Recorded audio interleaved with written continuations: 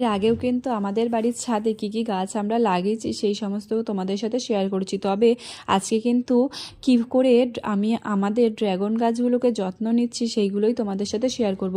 আমাদের ড্রাগন গাছের গোড়ায় না একদম মাটি নেই, আর যেহেতু আমি প্রপার কলকাতায় থাকি মাটি পাওয়াটাও কিন্তু খুব অসম্ভব ব্যাপার। তাই মাটি কিন্তু আমাদেরকে কিনে নিয়ে আসতে হয়। তারপর মাটি কিনে নিয়ে এসে কিন্তু মাটিগুলোকে খুব উর্বর করে গাছের গোড়ায় দিয়ে দিচ্ছিলাম, আর তার সাথে কিন্তু ড্রাগন গাছের গোড়ায় দিয়ে দিয়েছিলাম কিছু বালিও। আর প্রত্যেক দিনের সবজি মানে আমরা যে সবজি খাই সেই সবজির খোসা ভেজানো জলও কিন্তু পচিয়ে গাছের গোড়ায় দিলে খুব ভালো ফলন পাওয়া যায়। আর দেখো, এর আগেও তোমাদেরকে আমি শেয়ার করেছিলাম আমাদের গাছে চাল কুমড়ো, তো আজকেও আমি আবারও শেয়ার করলাম গাছ ভর্তি চাল কুমড়ো। তারপর কিন্তু দেখো কিছুদিন পরে ড্রাগন গাছগুলোর কি দারুণ ফল পেয়েছি, আর যে ধনিয়া লাগিয়েছিলাম সেই ধনিয়া গাছগুলোও কিন্তু উঠে গেছে। আশা করছি তোমাদের ভিডিওটি ভালো লাগছে। আবার দেখা হবে নেক্সট কোনো ভিডিওতে। টাটা।